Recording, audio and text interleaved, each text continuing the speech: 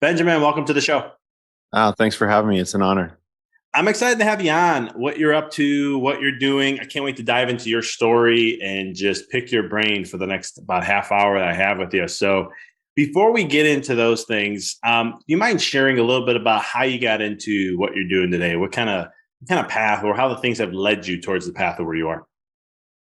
Yeah, I've been a serial entrepreneur for most of my career. My first business, I started with my father, and we grew that over 12 years. When we sold it, we had 1,800 employees. So, come from a pretty significant entrepreneurial background, started a bunch of businesses after that, got heavy into real estate. And I started investing in 2016. I started investing really heavily into cannabis and ended up in a business that I probably shouldn't have been in, partnering with some people I probably shouldn't have partnered with, and ended up in a pretty massive lawsuit in a rock bottom moment. And I refer to it as a spiritual awakening of sorts. It was very traumatic for me, and I went from not needing to work the rest of my life to putting a lot of my family's net worth at risk. And so I looked in the mirror and I didn't like what I saw, and I decided that I was going to make a radical shift. And shortly after that, I met my wife, and she was doing a lot of transformational work, coaching, and working with ayahuasca in a pretty significant way. And I went on a journey with plant medicines, and it just transformed my life. And within 2 weeks of meeting each other, we were planning our entire lives together. We knew we were going to buy land, build a coaching platform, write a book. And so I really shifted from, I think, spending most of my life trying to figure out how I can get the biggest piece of the pie, how I can get more, bigger, better. And after that, I've shifted to how can I share my blessings. And so we just bought 30 acres of land in Mexico, and we're building a pretty massive compound retreat center, 20 homes and about a 50-unit retreat center. And yeah, we just help people who are on a journey of seeking transformation, of trying to figure out who they were designed to be, like really figuring out who they were designed to be, what they're capable of doing in this world, and what their purpose is. And so we help people really build a new operating system for their life and really examine how they show up in the world and what they were meant to do. And literally, when people finish our programs, they walk away with a deck that they've built over a long period of time that becomes their guide for their life, which we call the Bequoming operating system. I love that. What a story there, and a journey. And appreciate you sharing like the whole concept of how can I get bigger piece of the pie, keep going, keep going, keep going. And then it's more than turn that around to be like, like you said, sharing your blessing, and to be able to just share that with the world. I think is sometimes the trap people get caught up in. And I know I've gone through that too, where it's how do we keep growing? How do we get there? That level of never being satisfied enough, right? To then, and then correct me if I'm wrong, if this is not exactly what you went through, but then it comes to that point of like, no, I'm satisfied. Here's what more is a deeper purpose or a deeper feeling that I get that I want to share and continue to go that route. Does that sound about right? Yeah, that's about right, for sure. I think, I also believe that whether you believe in God or the universe or, a higher intelligence, I think that, the universe is always trying to help you step into the highest expression of yourself.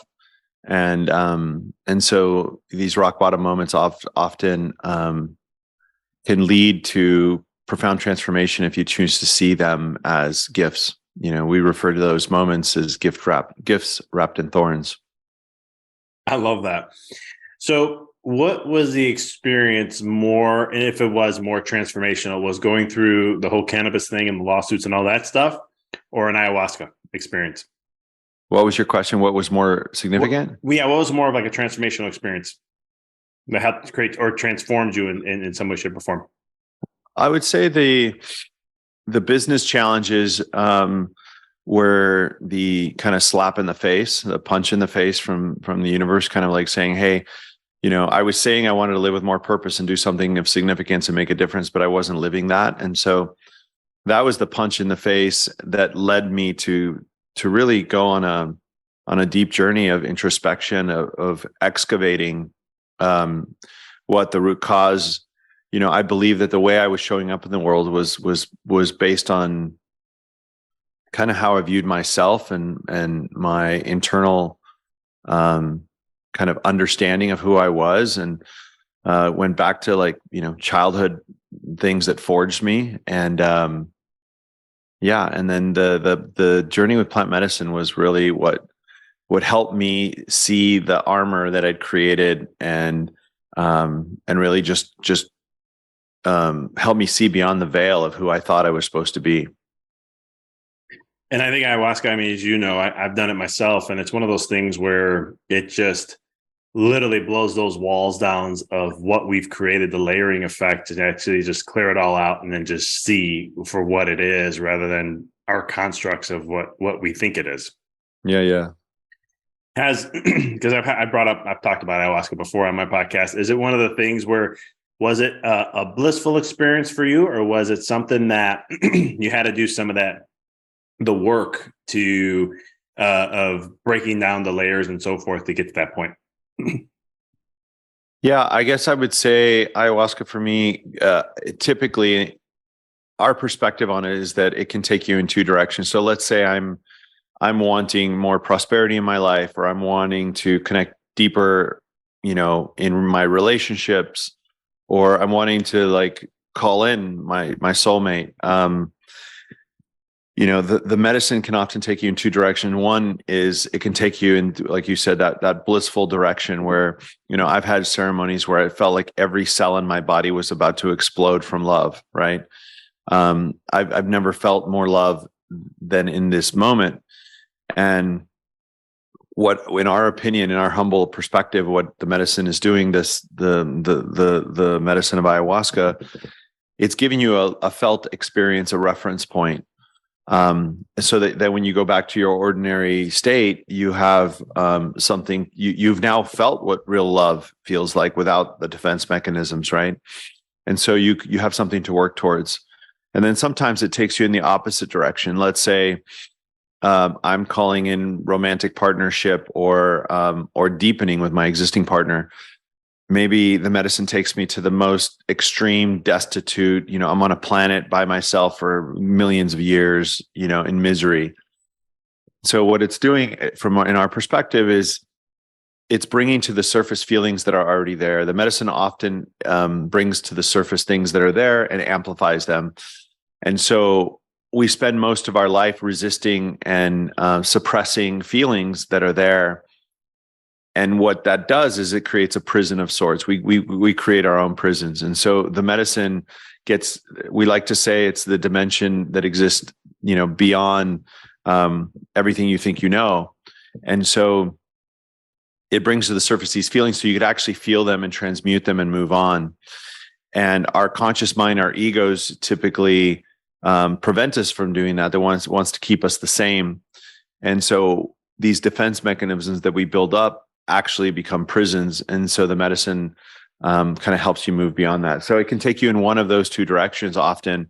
And I've certainly felt all of those, right? I've had heart open, expansive experiences when I've had just gut wrenching, traumatic experiences. And they're both equally valuable and equally, gifts. I can agree with you 100%. I've had both of those experiences, and it's and unfortunately, my first time ever was the heart opening and expanding. So my mind was like, "Cool, all right, that was, man, holy cow!" I mean, of course, the first hour and a half wasn't fun, but once I got to that point, and then I was like, "Okay, next time around," I was like, "Okay, here we go. This is going to be hopefully a continuation of this." And then, yeah, no, it was never that. But all valuable at the end of the day, which kind of you were saying there. So I know the title of your book, you put a Q in the name. Is there Bequoming, and it has the Q in there. What's the significance of that? It has multiple significances, but I'd say the most one is that we believe that the journey of personal transformation really starts with asking yourself essential questions. And in our book, at the end of each chapter, we have, a pretty significant amount of questions that we impose on the reader. And I think that's where the journey starts. And so we have some other symbologies for it, but I think that's the main reason. Awesome. And then, when it comes to the book, tell us a little bit about like the overall view, if you don't mind, or just like, or in general, who's the book designed for? Yeah. I think that, first of all, the book is really, really unique in the sense it's written as it's a personal transformation book at its core, but it's written through the lens of a kind of personal memoir. And so it's our journey of finding some principles that we live by and that we teach. And really, it's a vulnerable expose of how we learn those, through those principles and philosophies. And also told in a very, sexy, erotic kind of way. We go there, it's very vulnerable. And then who's it for? I would say anyone who's really ready to, look at themselves and is ready for, the person to embark on this personal transformation journey. I love that. And it's one of the things where I know you talk a lot about different things in the book. I have not read it yet, but there's a question that I have to ask. Just it brought curiosity to me, and I thought I would love to dive into this with you. And that is, sex in general has been a medicine for you on your journey to becoming. Mind to elaborate deeper into that? Yeah, I think that the sexuality really. There's a really good, it's not a book, but it's The Erotic and the Holy by Mark Gaffney. It's an Audible. It's actually a talk he gives. But I think that, sexuality is often viewed in this really taboo way. And I think that it's really it's the closest way to access the divine within us, I think. And so sexuality has been really powerful for me when harnessed in a intentional way. But I would say that in the story within the book, sexuality was more of a teacher for my wife in a sense. She went through prior to meeting me, she went through some somatic sexual healing with some practitioners where she wasn't able to feel pleasure in her body really fully, and it was because a lot of the times in our bodies store somatic imprints or traumatic imprints. Physically. And so she had to kind of de-armor and release some of those. And so to learn to transmute pain into pleasure. And then she did that shortly before meeting me. And then in meeting me, she was able to finally like fully release and experience sexuality in a way she'd never experienced before. And so I think I've always been more connected to my sexuality and comfortable with my sexuality. And so as it relates to the book, I think it was more a catalyst for growth for her in that sense. I can't hear you. Sorry. When it comes to that, because I love how you brought that up, that, sexuality is like, it's the one gateway that can get us as close as possible to what it feels like in our natural state, in that realm. When it comes to the becoming of things, when becoming, what is the essence of that when we're going to become more of naturally who we are? Is that becoming to our soul's perspective? Love to dive a little deeper into that. Yeah. I guess the important thing is also it's becoming, it's never became, right? It's a practice, it's a journey, it's not a place you get to. It's a way of life. And I would say that from our perspective, the journey of becoming is becoming who you were designed to be. It's kind of like this. I was just talking to Richard Rudd. He was at our house yesterday. I don't know if you know him from the Gene Keys, but it's a paradox, right? It's that there's this predetermined destiny, if you will. There's fate, right? Which in my mind is when you're living the highest expression of yourself, when you've figured out who you were designed to be. But who you were designed to be is already in you, right? It's this paradox of like there's further to go and nowhere to get.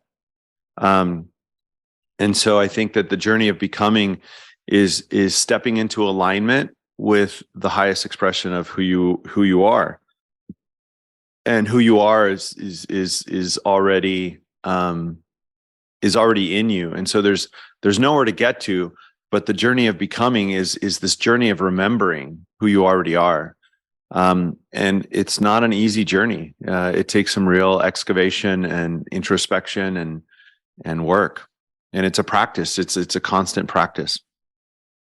Is that so? Would you say, I don't want to say a trap, but kind of in life, we're always constantly looking at the next thing, or always constantly looking at a goal to get to, that kind of, is that a distraction from being on the path of becoming and remembering and rediscovering and all those kind of things of our essence in some way, shape, or form?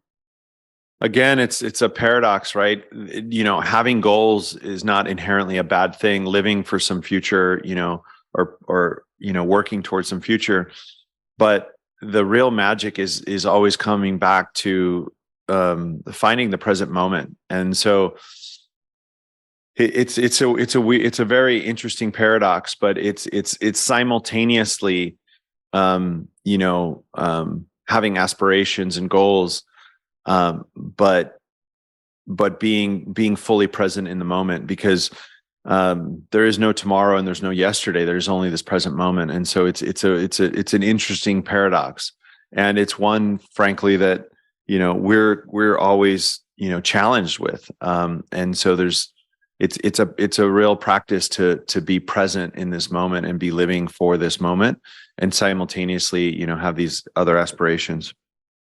And I only want to ask that question like that because in the work I do and what I teach, it's always about it's great to see who that future self is that you wanted to attract, or be what you want to work towards or become or whatever that may be.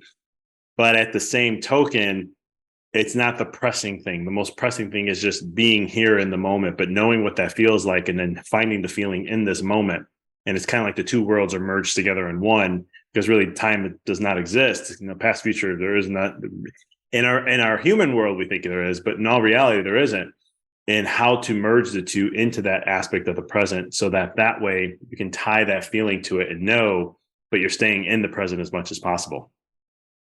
Yeah, that's very well said. And you attract what you already are. And so, in order to achieve the things that you want to be, you want to achieve in life, the magic becomes in being a magnet to those things by being them in this present moment. And so you can only attract what you already are. Yeah, and that's where that's why my emphasis is so much on that feeling side, because that's that kind of like the generator for it. But and this was something I needed to learn. It took me about 5-6 years in the business to finally grasp that and go, okay, maybe it's not all about. It's good to have goals and a vision and stuff like that, but then it comes to a point like, but I got to keep my mind here instead of looking there. And how do I merge those two? So then that way I can just stay focused on the attracting side rather than the doing side that we're kind of conditioned in society. Yeah, I would say it's the masculine and feminine, it's the omega and the alpha, it's the polarity. Life is about polarities, and they're both equally important. The doing and the being are both essential to true manifestation. To magnetize, you have to embody both of those polarities. Would becoming be the joining both of those? I mean, certainly, a big piece within becoming, there's a few areas that we like to focus. One is relationships and polarity, which that's what is relationships, is this essence of polarity and alpha and omega. And then, the other big area that we like to focus on is prosperity, as it relates to, purpose and service and all those things. So certainly that's essential in the journey of becoming. I love that. I mean, I know life is contrast, so it's one of those things of without the polarities, life would be kind of boring. Would you agree? Yeah, absolutely. It'd be if there was a whole lot of me around there, that would be boring. I love how you brought up relationships, because that's something that I'm a big fan of. I had someone ask me one time about, like I teach on the 5 M's, and it's just related to my last name, but one of them is marriage, which is relationships. And they were like, what's the most important one out of all of them? Like mindset and movement and money and missions. And I was like, well, they're all important. It's like saying which organ is the most important in your body. They're all important. But I was like, but the one I like to emphasize the most on is relationships, because for me, at least, the relationship side of thing, like with my, not just with friends and family, but my wife, more importantly than anything, and my daughter. That's my generator. That when that's good and that's there's strong foundation there, and we're in good lines and everything's well, then me, I show up so much better. It's so much easier to keep me in that state, no matter what I'm facing in the world, business, ups and downs, whatever. It doesn't matter, because if I have that, I'm good with everything else. Yeah, that makes sense. I mean, we're belonging is such a important part of of being human, and relationships are really at the core of belonging. And I think that we all seek that. And when we have strong relationships, everything gets easier, man, for sure. It has been for me, and I try to emphasize, because you think about it this way, like if we look at our lives, what really enriches our lives the most? Is it the things we do ourselves, or is it the experiences we have with others that enhances it more? Yeah, I would say it's our experience of ourselves through relationship that is what is most exciting and fulfilling. So it's our experience of ourselves in relationship, I think, that is the most fulfilling. Yeah, and it has to be, that the level of, when it comes to these kind of things. No, you just said it eloquently. I don't have anything to comment on that one. But what's one of the things then? How can an individual, you know, step into the process of becoming, to shine their excellence, or what I like to call rediscover their greatness? What's that journey look like? Where's a first step that someone can start that process? Are you asking within our programs or just in general? Either or, it doesn't matter. You want to talk about the program? You want to talk about in general? I'll leave that to you. Yeah. I think in general, I think I would answer that generally, that there's no one answer. It's very unique. For me, it was a traumatic experience. For other people, it could be reading a book. Um, I don't think there's a one right first step, but I think it does come through self-reflection. And going back to the cue in the questions, it's when you're asking yourselves these questions, like, who was I designed to be? Why was I put on this earth? What was I meant to do? What are my greatest gifts? What's my genius? When you're asking those questions, and really asking them with the deep desire to understand, I think that's the first step. It's certainly the first step in our journey. And then within our ecosystem, I would say, our book is a really good way. It can be triggering to some people. It's a bit edgy. We get deep into psychedelics and sexuality and different things, but it's a good first step. And then we have a program called Becoming Prosperous, and we use prosperity in a very, broad sense. We define prosperity as the life force within us and around us. And so prosperity related to money, prosperity of time, prosperity of spaciousness. And so prosperity is kind of our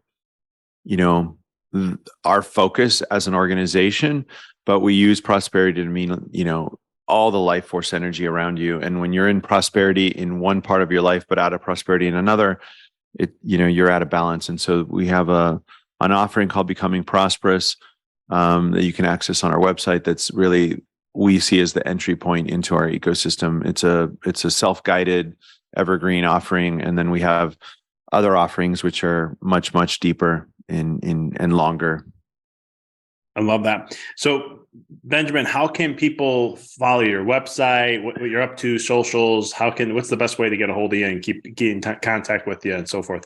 Yeah, it's pretty easy on all the social channels. It's Bequoming, spelled with a Q, and our website is bequoming.me, and you can find, everything you need to around that. And my wife and I are on Instagram, and we respond to messages. And so, yeah, just our name's pretty straightforward. I appreciate it, brother. I appreciate the work you're doing. I really think it's much needed in this world, especially in these times where we are and whatnot. But I want to thank you for taking time to come out and hang out with us at the Mindful Experiment. All right.